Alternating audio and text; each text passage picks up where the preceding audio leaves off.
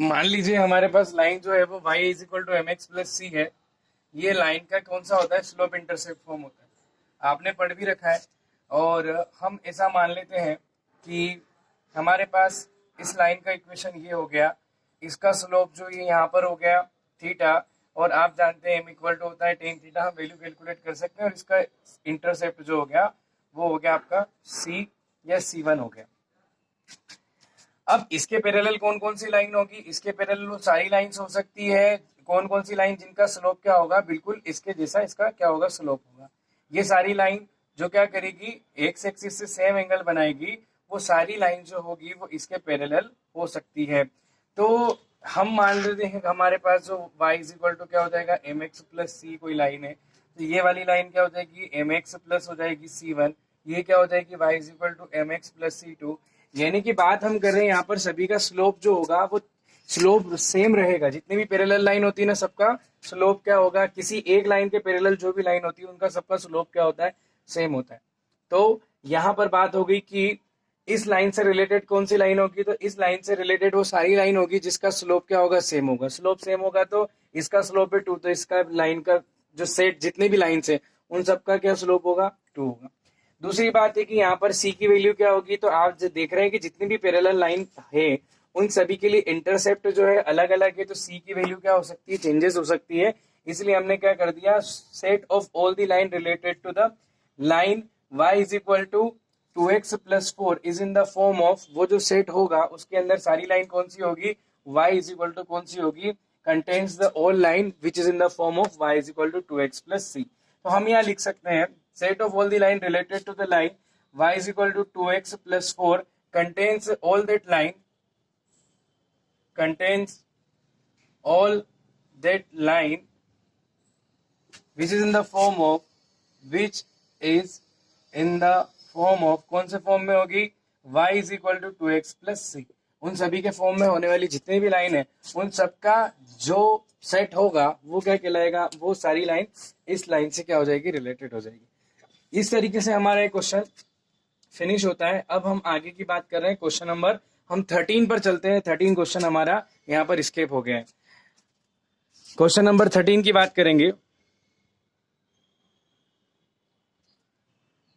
It is a question number 13 and it's very easy question. I did not write the question here, and first I will explain that. What is A? It is a set of all the polygons. It means we have a set of a polygon, and a relation R is defined in the set A. एक relation define किया हुआ है R, जो ये है कि R के अंदर ऑर्डर्ड पेयर आएंगे P1 P2, और P1 एंड P2 है सेम नंबर ऑफ साइड। दोनों की क्या है, P1 और P2 में क्या है, आपके सेम नंबर ऑफ साइड्स हैं। इसको सबसे पहले आपको इक्विवेलेंस प्रूव करना है कि ये रिलेशन इक्विवेलेंस रिलेशन है। इसका हाफ पार्ट और हम बाद में सोल्व करते हैं। हाफ पार्ट और मैं आपको इस पहले इक्विवेलेंस के कर लेते हैं सोल्व, उसके बाद बताता हूँ।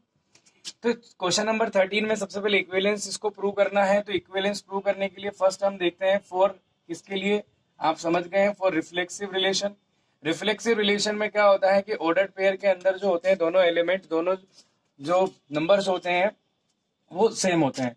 फॉर रिफ्लेक्सिव रिलेशन हम देखते हैं दोनों सेम, यानी कि मान लीजिए कि पीपी अगर कहाँ हो, आर में हो, हम पहले से इसको बात कर रहे हैं कि ये आर में है, तो होगा क्या कि इन दोनों के अंदर रिलेशन फॉलो होना चाहिए। क्या रिलेशन है कि दोनों पॉलीगॉन्स की अंदर सेम नंबर ऑफ साइड्स है। तो आप वैसे ही जानते हो कि दोनों पॉलीगॉन अगर सेम है तो सेम पॉलीगॉन जो होगा उसके अंदर सेम नंबर ऑफ साइड होगी। पॉलीगॉन का मतलब ये होता है बहुभुज होता है, यानी कि उसके अंदर नंबर ऑफ साइड्स हो। हम ट्राइंगल की बात करें, triangle is a simplest polygon. तो हम यहाँ पे बात करते हैं कि इसके अंदर कितनी साइड है, 3 साइड है। तो एक और ट्राइंगल जो होगा उसके अंदर भी कितनी साइड होगी, 3 साइड होगी। यानी कि सेम पॉलीगॉन है, दोनों क्या नाम है, ट्राइंगल, इसका नाम भी ट्राइंगल। तो सेम पॉलीगॉन के अंदर क्या होता है, सेम नंबर ऑफ साइड्स होती है। तो यहाँ से क्लियर हो जाता है, तो लिखेंगे since each two same polygons contain same number of sides, therefore हम कह सकते हैं therefore, इसका मतलब हो गया फॉर ईच पॉलीगॉन, जो भी पॉलीगॉन सेट ए में बिलोंग करता है, किसी भी पॉलीगॉन के लिए हम बात कर देंगे for each P belongs to A the ordered pair of P P belongs to क्या हो जाएगा R. Therefore we can say that there R is reflexive relation. क्यों हो जाएगा? क्योंकि सेम पॉलीगॉन में सेम नंबर ऑफ साइड्स होती है. R is reflexive relation. In the second, for symmetric relation, for symmetric relation, हम किसकी बात कर रहे हैं? हम सिमेट्रिक रिलेशन की बात कर रहे हैं. सिमेट्रिक रिलेशन में let the two P1 and P2 belongs to R. This implies that P1 P2 मान लीजिए कि R में है. इसका मतलब क्या है कि P1 और P2 में दोनों में क्या है? सेम नंबर ऑफ साइड्स है. क्या लिखेंगे? P1 and P2 have same number of sides. Number of sides दस इंप्लाइज दैट, इसका मतलब ये हो गया कि P1 और P2 में अगर सेम नंबर ऑफ साइड्स है तो P2 and P1 also have same number of sides. Same number of side इसके अंदर भी होगा. इसका मतलब हो गया कि हमारे पास एक ऑर्डर्ड पेयर बन गया P2 P1 और हम लिख सकते हैं P2 P1 belongs to R. इसका मतलब ये हो गया कि ऑर्डर्ड पेयर P2 P1 अगर R में चला गया तो therefore we can say that, यहां लिख सकते हैं अपन R is symmetric relation. R कौन सा रिलेशन हो जाएगा? Symmetric relation. R अगर सिमेट्रिक रिलेशन प्रूव हो जाता है, इसके बाद हम चलते हैं ट्रांजिटिव रिलेशन. तो हम बात करते हैं फॉर ट्रांजिटिव रिलेशन की. फॉर ट्रांजिटिव रिलेशन में हम बात करते हैं, यहां लिखेंगे let P1 and P2 belongs to R. इसका मतलब ये हो गया P1 and P2 have same number of sides. इसका मतलब हो गया P1 P2 में सेम नंबर ऑफ साइड है. फिर हम मान लेते हैं P2 और P2 and P3 belongs to R. इसका मतलब हो जाएगा P2 and P3 have same number of sides. Same number of sides. अगर हमारे पास ये प्रूव हो जाता है कि P1 और P2 में सेम नंबर ऑफ साइड्स है, P2 P3 में सेम नंबर, तो P1 और P3 में भी क्या होगा? सेम नंबर ऑफ साइड्स होगी. तो हम ये कह सकते हैं यहां से कि therefore this implies that P1 and P3 belongs to, this implies that P1 and P3 have same number of sides. Same number of sides. Therefore, we can say that the ordered pair P1 P3 belongs to R. Therefore, R is क्या हो जाएगा? Transitive relation. R reflexive भी है, R symmetric भी है, R transitive भी है. इसका मतलब क्या हो गया? Therefore, we can say that R is equivalence relation. R क्या हो जाएगा? हमारा एक इक्विवेलेंस रिलेशन हो जाएगा. तो एक पार्ट तो हमारा क्या होता है यहाँ पर खत्म हो जाता है कि R हमारा क्या होने वाला है? इक्विवेलेंस रिलेशन होने वाला है. ठीक है. अब इसके बाद हम बात करते हैं इक्विवेलेंस के बाद कि हम हाफ पार्ट और क्या प्रूव करना था उसकी बात करते हैं. तो हाफ पार्ट जो हमने प्रूव किया था, और हाफ पार्ट और हम कैसे प्रूव करेंगे ये देखिए. क्वेश्चन का जो हाफ पार्ट और था वो ये पूछ रहा है what is the set of all elements. उन सभी एलिमेंट्स का क्या सेट होगा इन ए, जो कि ए में है, और related to the triangle with side 3, 4 and 5. किसी कोई ट्राइंगल है और उस ट्राइंगल की साइड 3, 4 एंड 5 है, और ऐसे कौन कौन से एलिमेंट्स हैं ए के अंदर. तो बेसिकली ए क्या है? A is the set of polygon. A क्या है? सेट ऑफ पॉलीगॉन है. तो ए सेट ऑफ पॉलीगॉन है. इसका मतलब क्या हुआ कि इसके अंदर ट्राइंगल भी होगा, इसके अंदर हमारा क्वाड्रिलेटरल भी होगा, हमारे पास बहुत सारे होंगे, है ना, पॉलीगॉन्स होंगे.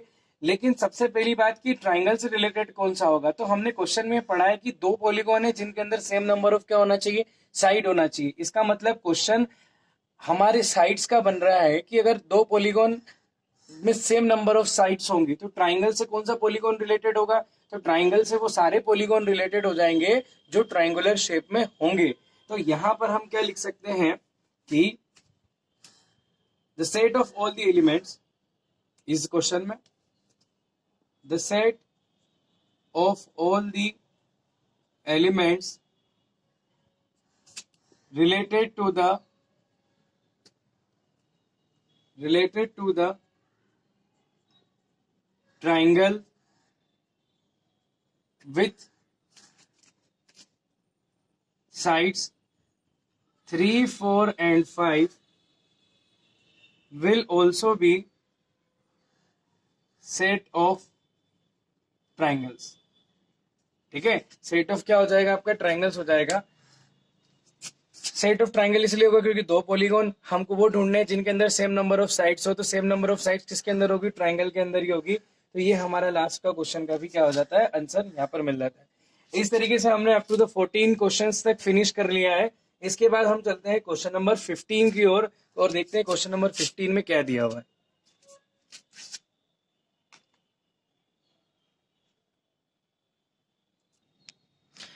देखिए हमारे सामने यहाँ पर दो क्वेश्चन है जो कि ऑब्जेक्टिव टाइप क्वेश्चन है. क्वेश्चन नंबर 15 है, क्वेश्चन नंबर 16 है. इस एक्सरसाइज के 1.1 के लास्ट क्वेश्चन है और हमें यहाँ चेक करना है कि कौन सा इनमें से ट्रू स्टेटमेंट है या सही आंसर है. एक हमारे पास रिलेशन दिया हुआ है और जो कि 1 2 3 4 सेट में है और आर के अंदर ऐसे ऑर्डर्ड पेयर है. देखिए इसके अंदर 1 2 है, 2 2 है, 1 1 है, 4 4 है, 1 3 है, 3 3 है, 3 2 है. और ये कौन सा रिलेशन है हमको बताना है. क्या आर रिफ्लेक्सिव सिमेट्रिक है और ट्रांजिटिव नहीं है, क्या आर जो रिफ्लेक्सिव है ट्रांजिटिव है सिमेट्रिक नहीं है, क्या आर सिमेट्रिक है और ट्रांजिटिव और है बट रिफ्लेक्सिव नहीं है, या R is an equivalence relation, क्या आर इक्विवेलेंस रिलेशन है. सबसे पहले अपन बात करते हैं, यहाँ पर ध्यान से देखिएगा. हमारे पास सबसे पहले अपन स्टार्ट करते हैं रिफ्लेक्सिव. रिफ्लेक्सिव क्या कहता है, रिफ्लेक्सिव कहता है कि जो ऑर्डर्ड पेयर आपके आने चाहिए. ऑर्डर्ड पेयर कैसे होने चाहिए, जितने भी एलिमेंट्स किसी सेट में दिए हैं उन सेट्स के अंदर जितने भी एलिमेंट है ना, अभी अपने पास जो सेट है वो है उसके अंदर एलिमेंट है 1 2 3 4. इन सभी 1 2 3 4 के जो ऑर्डर पेयर होने चाहिए खुद के साथ बनने चाहिए, यानी 1 1 2 2 3 3 4 4. अगर ये सारे सभी एलिमेंट के लिए सेम एलिमेंट्स का ऑर्डर पेयर आर में आता है तो इसका मतलब ये आर कौन सा हो जाएगा, रिफ्लेक्सिव हो जाएगा. देखिए क्या 1 1 है, बिल्कुल है. 2 2 इसमें आ रहा है, 3 3 आ रहा है, 3 3 ये हमारा ये हो गया, 4 4 ऑर्डर पे हमारा यहाँ पर आर के अंदर आता है. तो इसका मतलब ये कि ये रिलेशन क्या हो जाता है, रिफ्लेक्सिव. सभी एलिमेंट के लिए सेम सेम एलिमेंट का ऑर्डर पेयर हमारे पास आ जाना चाहिए. आगे बात करते हैं. अब दूसरा होता है हमारा सिमेट्रिक का. सिमेट्रिक के लिए हम बात करते हैं, स्टार्टिंग करते हैं ए बी से. 1 2 हमने कोई भी एक एलिमेंट ले लिया 1 2. क्या इसका आपके पास सिमेट्रिक फॉर्म 2 1 इसके अंदर है, 2 1 हमारे पास एग्जिस्ट नहीं है, इसलिए हम कहेंगे कि ये आपका सिमेट्रिक नहीं है. लेकिन दूसरी बात हम करते हैं, क्या हमारे पास यहाँ पर ट्रांजिटिव है, क्या हमारे पास ऐसे 3 ऑर्डर्ड पेयर है जिसके लिए हम ए बी बी सी और ए सी बिलोंग्स टू आर देख सकते हैं. तो आप यहाँ पर क्लियर देख सकते हैं कि अगर हमारे पास यहाँ पर देखिए 1 3 है, हमारे पास यहाँ क्या हो गया 1 3 है. अभी सबसे पहले अपन ने क्या देखा, रिफ्लेक्सिव हो गया, सिमेट्रिक नहीं है. 1 3 है हमारे पास ऑर्डर पेयर 1 3. फिर उसके बाद आप देख सकते हैं हमारे पास ऑर्डर पेयर 3 2. इसका मतलब हम इसको ए मान सकते हैं, इसको बी, ए बी, और ये हो गया आपका बी सी. तो इसका मतलब ये हो गया कि 1 2 इसका ए सी बनेगा, ए सी यानी 1 2. क्या 1 2 हमारे पास, 1 2 हमारे पास एग्जिस्ट है. इसका मतलब क्या हो गया हमारे पास, ये रिलेशन ट्रांजिटिव रिलेशन है. तो रिफ्लेक्सिव है, ट्रांजिटिव है, बट सिमेट्रिक नहीं है. कौन सा ऑप्शन सही है, आर इज सिमेट्रिक. सिमेट्रिक नहीं है, सिमेट्रिक नहीं है. R is reflexive and transitive, यानी कि second option R is reflexive and transitive but not symmetric, ये हमारा सही आंसर हो जाता है. क्यों हो जाता है, क्योंकि सेम सेम एलिमेंट के ऑर्डर पेयर है, सिमेट्रिक की बात ही नहीं हो रही कहीं पे भी. और तीसरी बात ये कि हमने ये यहाँ पर 3 ऑर्डर पेयर से एग्जिस्ट कर लिया जिसमें ए बी और बी सी एग्जिस्ट कर रहा है आर में, तो उसका ए सी भी एग्जिस्ट करता है आर में. बात करते हैं अपन किसकी, क्वेश्चन नंबर 16. क्वेश्चन नंबर 16 में रिलेशन बहुत अच्छा दिया है. रिलेशन में बोला है कि relation A is equal to B minus 2 से डिफाइन है और बी की वैल्यू ग्रेटर देन 6 होना चाहिए, जो कि नेचुरल नंबर है. नेचुरल नंबर में 6 से ग्रेटर आता है 7 8 9 10 ऐसे आते हैं. अब अपन बात करते हैं इनमें से कौन सा ऑर्डर पेयर जो यहाँ पर सेटिस्फाई कर रहा है. सबसे पहले बी की वैल्यू, आपको बी की value order pair A B है ना, तो पीछे वाले की वैल्यू क्या होगी, 6 से ज्यादा होगी, तो 7 होगी, 8 होगी. तो ऐसे एलिमेंट आप देख लीजिए. हमारे पास ऐसे 3 एलिमेंट है जिसमें बी की वैल्यू क्या हो रही है, 3 8 6 8 और 8 7 हो रही है. अब अपन बात करते हैं कि ये फर्स्ट वाला तो होना नहीं है. क्यों, क्योंकि बी की वैल्यू 6 से ग्रेटर है. फर्स्ट वाले को चेक करते हैं. फर्स्ट वाले को चेक करते हैं, बी की वैल्यू मान लीजिए 8 है, तो 8 माइनस 2 ए की वैल्यू कितनी आ जानी चाहिए, तो ए की वैल्यू आ जानी चाहिए आपकी 6 आ जानी चाहिए. तो यहाँ पर b की वैल्यू हमने रखी थी कौन सी 8, b की वैल्यू 8 रखी लेकिन a की वैल्यू 3 आ रही है, इसका मतलब ये हमारा नहीं हो सकता। हम नेक्स्ट की बात करते हैं, b की वैल्यू 8 और a की वैल्यू 6 आ रही है, यानी कि सही ऑप्शन हमारा कौन सा होगा, सी वाला होगा, 6 और 8। इस तरीके से हमने ये ऑब्जेक्टिव को क्लियर कर लिया। ये हमारी पूरी एक्सरसाइज यहाँ पर फिनिश होती है इस लेक्चर में। हमने आज 1.1 फिनिश कर ली, इसके बाद हम देखेंगे 1.2 और उसके पहले हम समझेंगे टाइप्स ऑफ फंक्शंस, कि फंक्शंस कैसे होते हैं, उनके टाइप्स क्या क्या है, उनके बारे में हम स्टडी करेंगे।